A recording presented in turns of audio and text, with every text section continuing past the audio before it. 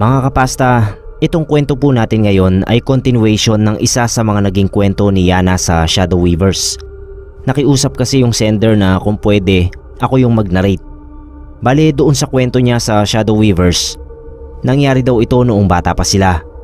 At yung ate ng sender na si Marivic ay may manliligaw mula sa karagatan. Pero mukhang hindi aware yung ate niya at hindi ganoon ang nakikita at pinapaniwalaan nito. Kumbaga sa paningin niya, normal na tao lang ang manliligaw niya. Maiksi lang yung kwento niya doon at nagsabi siya na itutuloy daw niya. Ito po yung continuation. Sana po magustuhan nyo. Hello Sir Neb. Si Matet po uli ito. Dito na po sa Facebook page ng Pinoy Creepypasta ko pinadala ang pagpapatuloy ng kwento tungkol sa manliligaw ni Ate Marivic. Gusto ko po kasing ikaw naman ang mag-narrate nitong kwento. Nagbabaka sakali lang naman po ako, pero kung hindi ay ayos lang din kung si Ate Yana ulit ang mag-narrate. Muli gusto ko lang pong ulitin na nangyari ito sa aming pamilya noong nakatira pa kami sa Santa Cruz, Ilocos. Noong una kong sabihin kay ate ang tungkol sa tunay na itsura ng manliligaw niya, nagalit siya.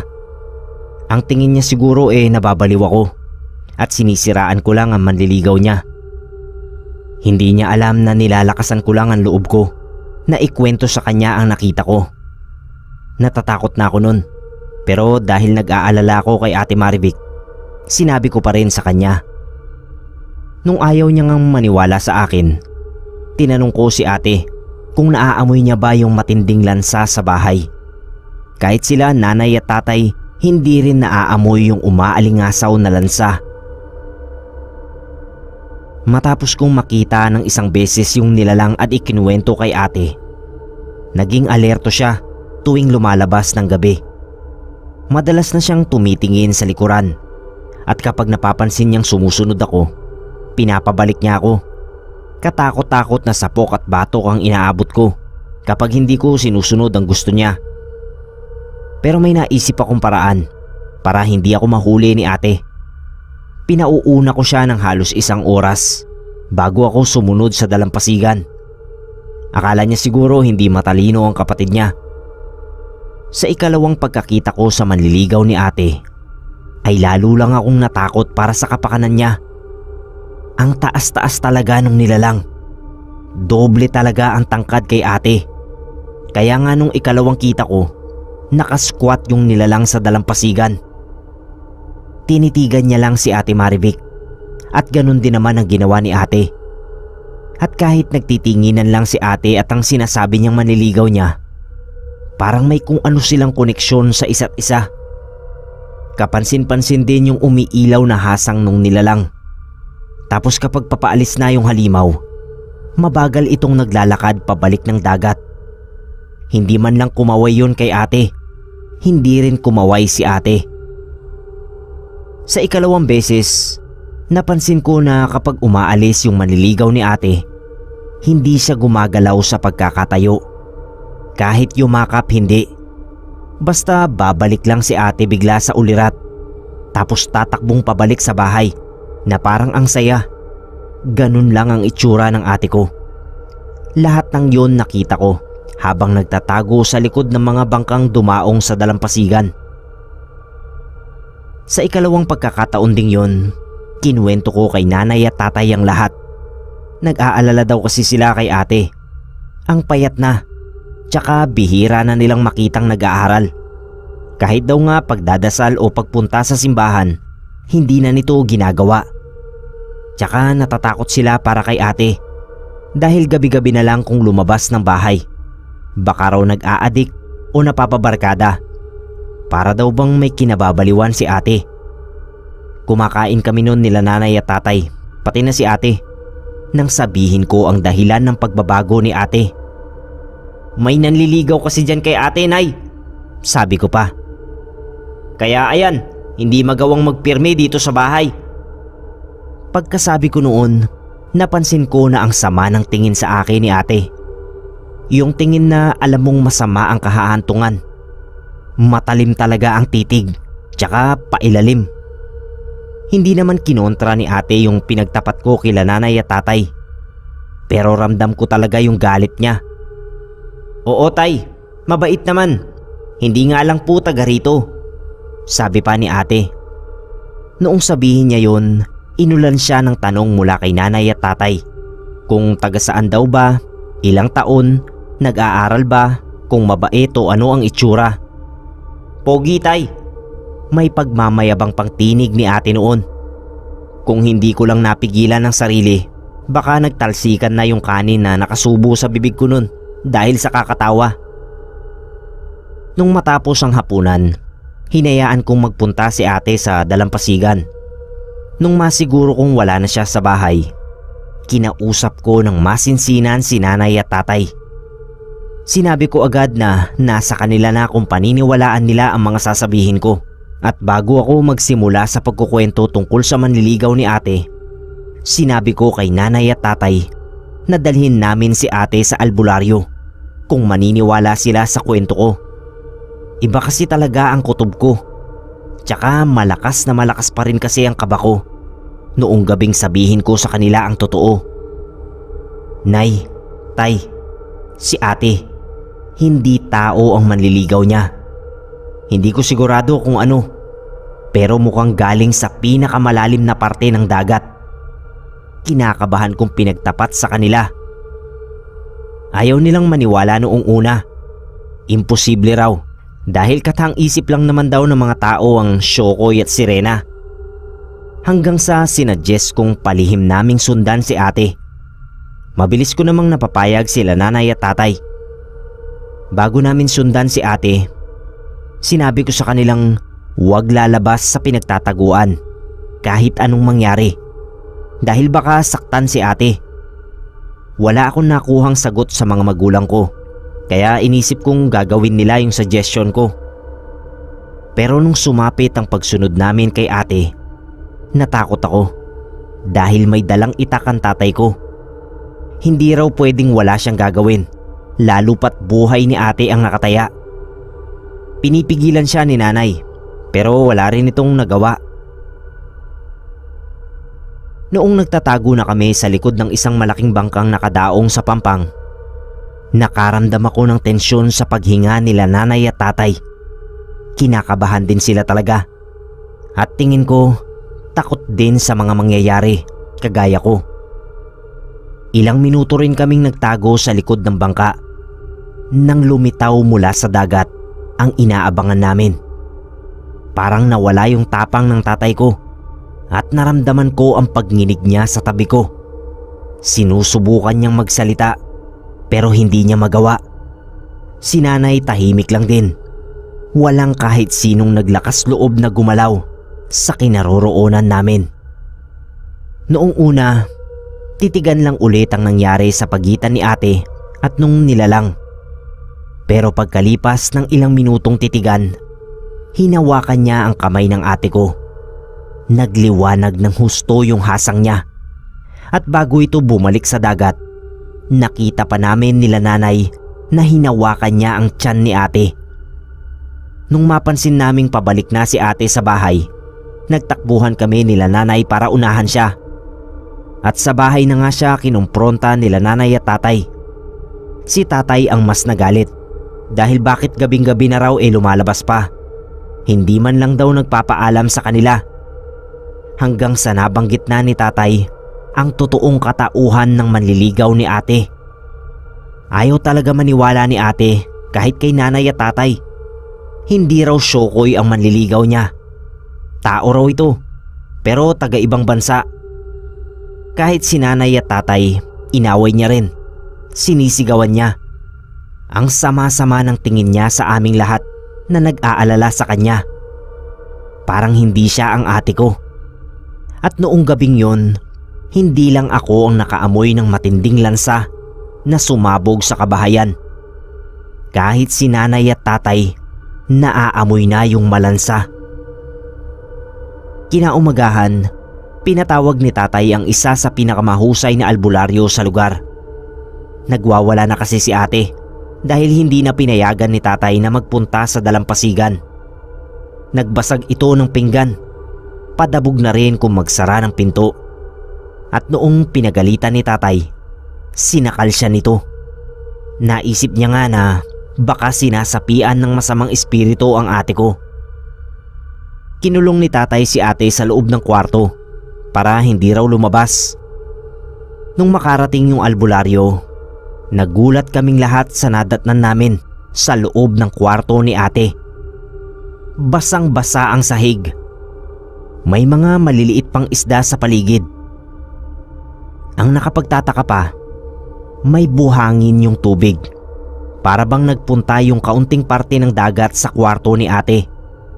At si Ate Marivic, nakahiga lang sa kanyang kama. Nakabaluktot at nakahawak sa tiyan. Pinagpapawisan ng matindi. Nagtanong si tatay kung saan daw galing yung tubig at buhangin. Sinagot siya ng albularyo. Tubig dagat daw ang nasa loob ng kwarto. May ilan na daw silang nakaengkwentro na ganito ang kaso. At kung tama ang hinala niya, natipuhan daw si ate ng taga-dagat. Pero wag daw kaming mag-alala, siya na raw ang bahala. Pinalabas kami ng albularyo sa loob ng kwarto ni ate. Ilang dasal at sigaw ang narinig namin mula sa albularyo. Maya-maya pa, lumabas ang matanda. Meron itong pinakita. Malalaking bolang kulay orange na kasing laki siguro ng jackstone. Sabi ni tatay, itlog daw yun ng isda. Pero nagtataka siya dahil ngayon lang siya nakakita ng ganoon kalaking itlog ng isda. Tinama siya ng albularyo. Itlog daw yun ng nilalang na nagkagusto sa ate ko. Mabuti na lang daw at pinatawag namin siya kaagad. Kung nagkataon daw ay baka makita na lang namin si ate na nakalutang sa gitna ng karagatan. O di kaya'y mawala na lamang ito isang gabi sa buhay namin. At habang buhay naming iisipin kung saan siya nagpunta. Pagkatapos nun, Sir Neb, bumalik na si ate sa dati. At ang weirdong nangyari, wala na siyang maalala tungkol doon sa nanliligaw sa kanya. Kahit noong nagdalaga at nag-asawa na kami, kapag tinatanong namin siya nila mama tungkol doon sa nangyari dati, wala na siyang naaalala.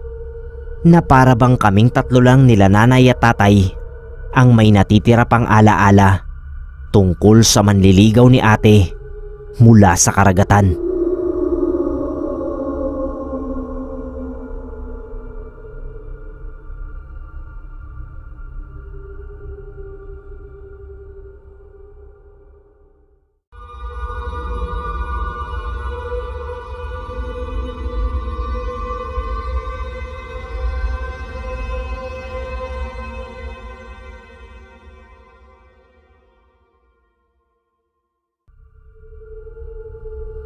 Matagal ko nang gustong isulat ang kwentong ito para maipadala sa channel mo, Sir Neb.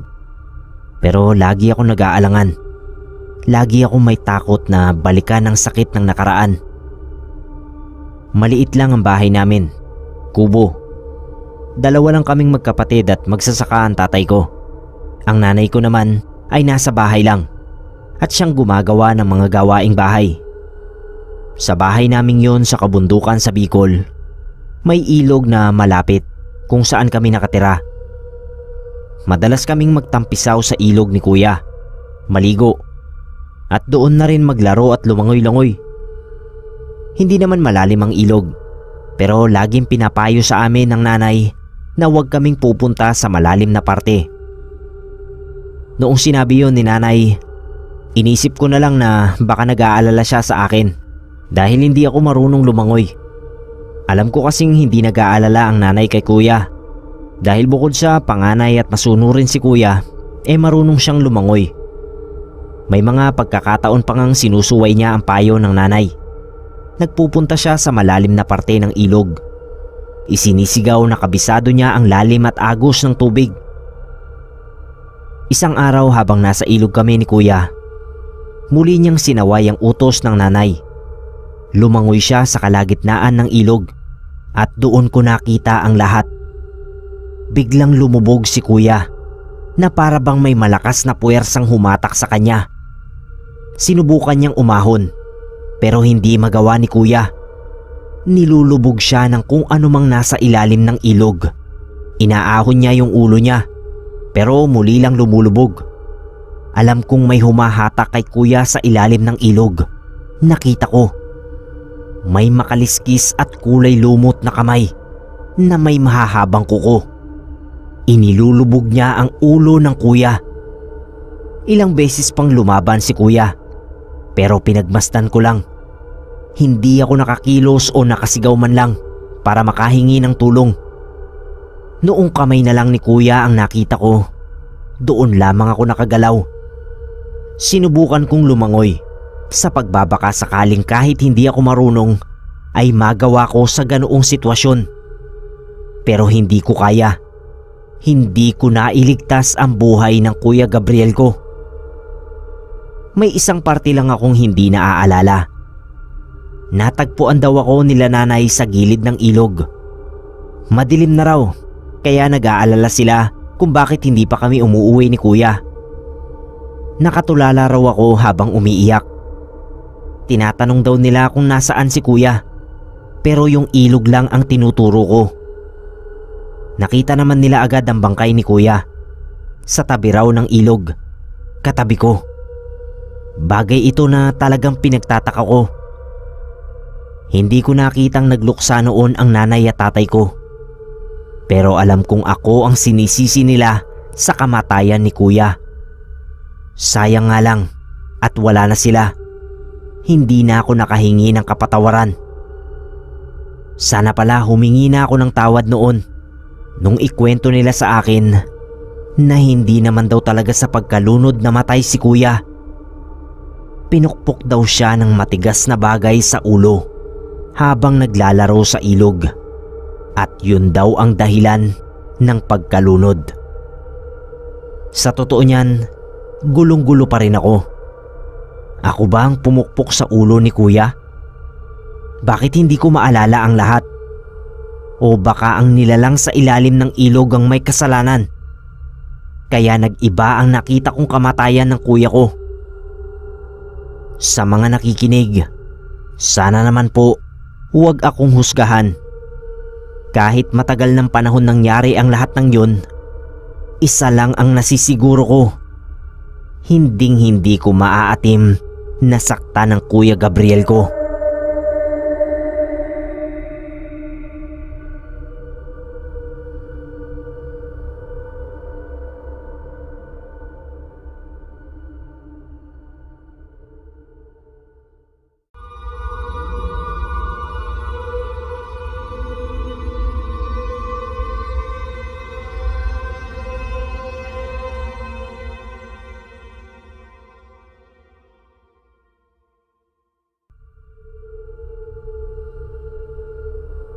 Unang beses ni Nemesio na makasakay ng eroplano. Mula sa probinsya nila sa Davao ay magtutungo siya sa Maynila upang doon mag-aral ng kolehiyo. Unang beses niyang lalabas ng Mindanao at hindi niya alam kung ano ang aasahan sa sentro ng bansa.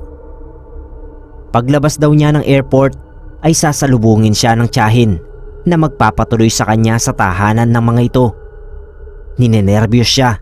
Ngunit dahil sa mga maasikasong flight attendant at mabait na pasahero ay nababawasan ang kanyang pangamba.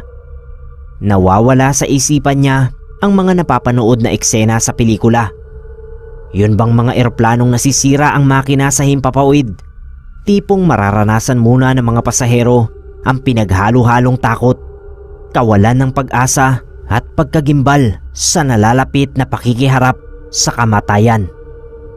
Ganyan talaga kapag unang beses mo pa lang, wika ng lalaking katabi niya. Ganyan din ako noong umpisa, pero nung makasanayan ko ng magbiyahe sa eroplano, nawala na rin ang nervyos ko. Napangiti si Nemesio. Taga saan po ba kayo? Humarap sa kanya ang lalaki at napansin niya ang malaking balat nito sa pisngi. Kasinlaki halos yun ng piso at maitim. Ang hirap hindi mapatingin doon. Tila naasiwa naman ang lalaki dahil tinakpan ng balat nito. Napatingin siya sa mga mata nito at kaagad na humingi ng paumanhin. Wala yun. Natatawa nitong sabi. Ang balat ko talagang ito ang natatandaan sa akin ng mga tao. Siguradong hindi mo ako makakalimutan. Ako nga pala si Arman. Natawa na rin si Nemesio at nagpakilala sa Ginoo. Sa buong durasyon ng kanilang biyahe ay kwentuhan lamang sila ng kwentuhan ni Arman. Nawala ang nerbiyos niya. Ngunit pakiramdam niya ay halata pa rin yon. Dahil maya't maya ay binibisita siya ng mga crew upang kamustahin. Ang babait naman ng mga tao dito, komento niya. Oo, kaya paborito ko dito eh. Ginagawa nila lahat. Hindi na narinig pa ni Nemesio ang sinabi ni Arman dahil nagsalita na ang piloto upang i-anunsyo ang paglapag nila sa Maynila. Nang pababa na ay nawala sa baha ng mga tao si Arman. Sayang at hindi niya nakuha ang kontak nito para mabisita niya minsan. Palinga-linga pa si Nemesio hanggang sa tuluyang makalabas ng airport. Bukod sa hinahanap niya si Arman ay hinahanap din niya ang tiyahin. Kaagad naman niyang nahanap ang kanyang tiyahin na may kausap na umiiyak na babae. Nang lapitan niya ang mga ito ay sabay ring nag-angat ng tingin ng umiiyak na babae at iba pang kasama nito. Nag-iyakan ng mga yon kaya naguluhan si Nemesio. Nilayo siya ng tiyahin at doon niya nakita ang isang flight attendant na kasama sa eroplanong kanyang sinakyan. Bit-bit noon ang isang jar at isang malaking larawan ng lalaking may balat sa pisngi. Si Arman. Inatake sa puso ang asawa niya, namatay sa Davao. Nasa iisang flight daw kayo ng abo ni Arman. Si Arman na may malaking balat. Tama nga, hinding-hindi niya ito malilimutan. Si Arman na nakausap niya sa buong biyahe ay isa na lamang kaluluwa.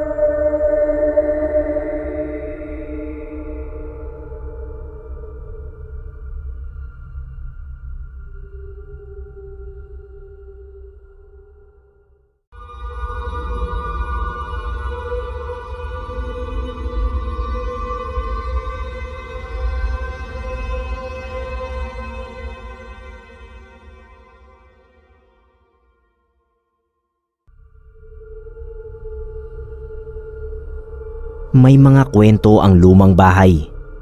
Kaya nga ako napasulat dito para ikwento ang nangyari sa aming magpipinsan noon sa lumang bahay namin sa Pangasinan. Lagi naman kaming nagbabakasyon sa bahay na yon at wala naman kaming nararamdamang kakaiba. Pero nag-iba ang lahat mula nang mamatay si Lola Agripina. Mayroon nang tumutugtog na music box paminsan-minsan. Sandali lang naman kung marinig naming magpipinsan. Pero syempre, nagdadala pa rin ng takot sa amin. Ang sabi ni Lolo Celso, sigurado daw siya na ang Lola Agripina ang nagpapatugtog noong music box. Ginagawa raw kasi talaga yon ng Lola noong nabubuhay pa. Bago matulog, papatugtugin niya yung music box na may balerinang sumasayaw. Saglit lang daw na para bang mauubos ang tugtog ng paborito niyang kahon kapag pinatagal sa pagpapatugtog. Minsan nga, hindi pa umaabot ng ilang minuto, pinapatigil na niya.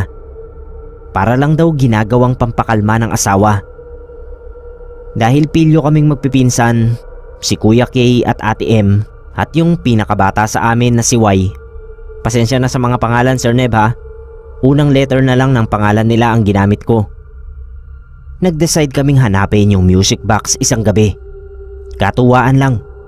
Nagsawa na kasi kami sa pagbabaraha.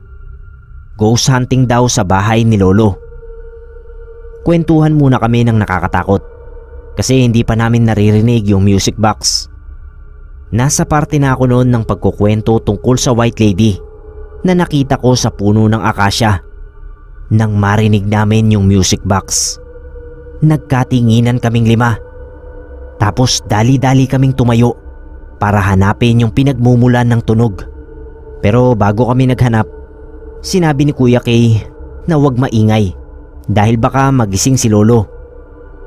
Mabagal kaming naglakad habang tinutunton yung music box. Nung marating namin yung kwarto, nagtaka kami kasi hindi yun kwarto ni Lola. Kwartong tambakan yun ng mga gamit. Mga lumang gamit na natatakluban ng puting tela. May nakita naman kaming music box. Tumutugtog pa rin kahit wala namang nagpapatugtog. Nadismaya kami kasi wala naman kaming nakitang multo. Ang sabi ni Kuya Kay, baka sira lang daw yung music box kaya tumutugtog ng ganong oras. Pero sabi ni Ate M, bakit daw nasa lapag? Paano raw napunta yun dun? Sino raw ang naglagay? Habang nagtatalo kaming magpipinsan, napahinto kami nang may nagsalita. Ako ang naglagay. Tapos nung lingunin namin yung pinagmulan ng boses, napatulala kami kasi may batang hindi namin kilala. Ang ganda ng pagkakangiti niya sa aming magpipinsan. Naglakad siya papunta doon sa music box. Hinawakan niya at saka pinatugtog ulit. Habang tumutugtog yung music box, unti-unti ring nawawala yung bata. Doon na kami nagtakbuhan sa labis na takot. Kahit ilang beses namin ulit narinig yung music box, hindi na namin yun hinanap ulit. Minsan kapag naririnig namin yun at nandun ang lolo ko, napapangiti siya at sasabihan kaming magpipinsan, tignan nyo, nagpapatugtog na naman ang lola nyo. Magtitinginan na lang kaming magpipinsan, pero pare-pareho naming alam na hindi ang lola namin ang nagpapatugtog nun.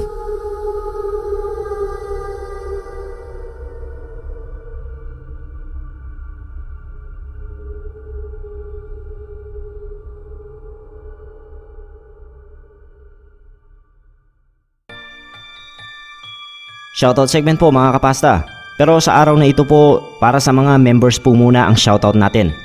Sa mga hindi po nakakaalam, meron na tayong membership dito sa channel. Umpisahan natin kay Same Sky Travel Vlog.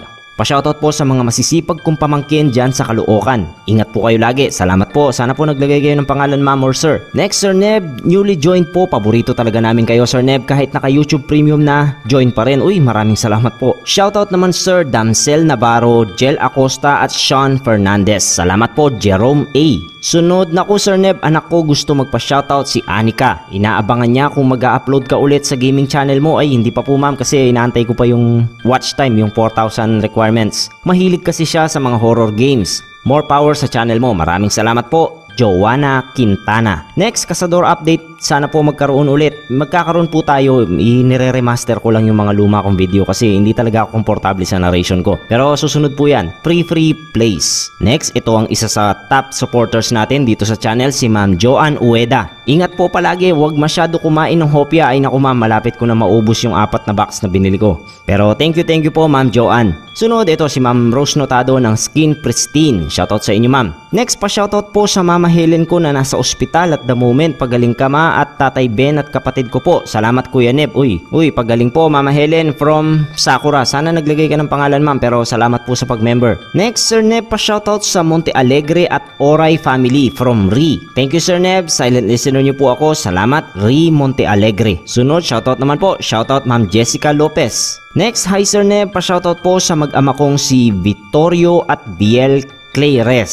Sana po tama ko na bigkas ma'am, pero pinapabati yan ni Ma'am May Claire. Sunod, pa-shoutout po sa asawa ko na si Christy Andaya kahit ayaw niyang makinig. Pregnant po siya 4 months. Ako talagang fan nyo na po ako. Nakikinig po ako lagi habang nag-e-encode. Thanks, more power po Sir Neb. Salamat, Rodnel Sokaw. Sana po tama ako na bigkas sir. Sunod, hi Sir Neb, shoutout po sa mga friendships ko na dating co-parents ko sa school ng mga anak ko. You know who you are guys. Shoutout din sa iyo Sir Neb, salamat sa patuloy mong pagpapasaya sa aming mga subscribers mo. Uy, salamat po. Bonski Magkumot Crucilio. Sunod, Boss Neb, shoutout nga po pala sa mga matitigas ang ulo na di nakikinig sa instructions. At madami pa ding nagpapa-shoutout sa comment section at hindi doon sa shoutout segment mo. Pinipili lang siguro yung pinakinggan nila. Ay nako, oo nga po. Thanks, Boss Neb. Keep safe and God bless us all. Salamat po, Ma'am Janice. Isa sa pinakaunang nag-member ito si Ma'am Janice. At ang last natin is shoutout, hello Sir Neb, sa wakas may membership na din yung channel mo. Matagal na din po akong subscriber dito simula noong nag-delete kayo ng mga videos dahil sa problema sa YouTube. Ay nako, isa po yun sa pinakamadilim na parte ng YouTube channel ko. Parang kayong dalawa pa ata ni Spookify Pinoy noon. Anyways, thank you po sa magagandang kwento na hinihahatid nyo sa amin. And more to come and more subscribers pa. Pa-shoutout po kina Jenny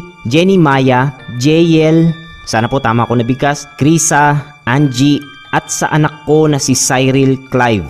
Sorry po, napahaba. Ayos lang po yan. Thank you and keep safe po tayong lahat. Maraming salamat po, Ma'am Irene Cara. Yan lang po ang episode natin para sa araw na ito, mga kapasta. Maraming salamat po sa mga nagpa-member. Malaking tulong po yan para sa channel. Sikapin ko po na sulitin yung pagpapa-member nyo. Sa katapusan ng buwan, ilalapag natin yung exclusive content. Maraming salamat po sa lahat. Ako po si Neb Quero. Magandang gabi po sa inyo.